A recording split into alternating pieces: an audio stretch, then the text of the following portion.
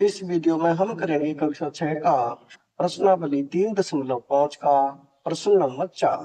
प्रश्न है 5 अंकों की सबसे छोटी संख्या लिखिए और उसे अभाज्य गुणनखंडन के रूप में व्यक्त कीजिए। यानी कि हमें 5 अंकों की सबसे छोटी संख्या लिखनी है और उस संख्या के अभाज्य गुणनखंड करने हैं। तो सबसे पहले तो हम लिखें 5 अंकों की सबसे छोटी संख्या। यहाँ लिखें 5 5 अंकों की सबसे छोटी संख्या 5 अंकों की सबसे छोटी संख्या क्या होगी?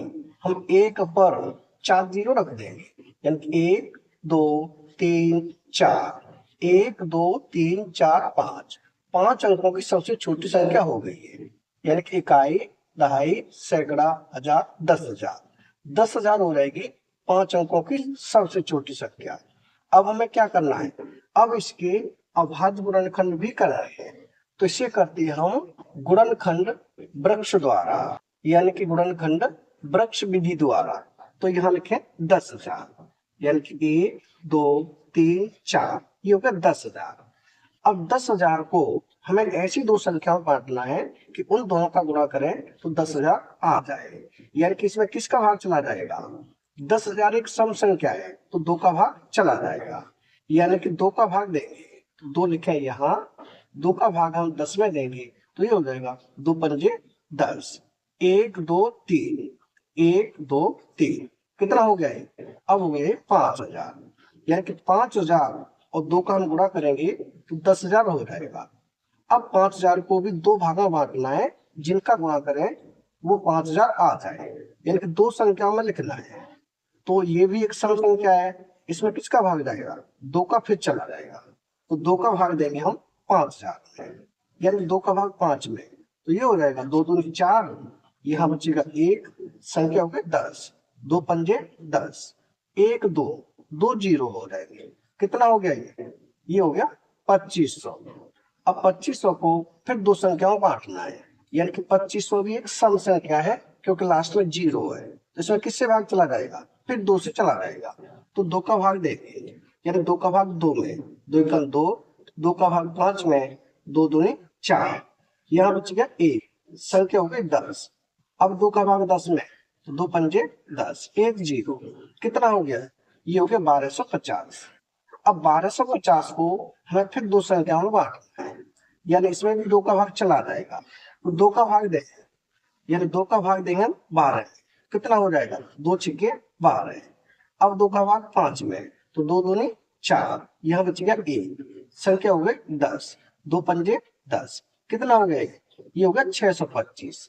अब 625 को फिर 2 भागों में बांटेंगे तो इसमें भाग जाएगा 5 से, तो 5 का भाग देंगे 6 में, यानी 5 एकल 5, यहाँ बच गया 1, संख्या हो गई 12, 5 का भाग 12 में तो 5 दूनी 10, यहाँ बच गया 2, संख्या होगी 25, 5 पंजे 25, कितना हो जाएगा?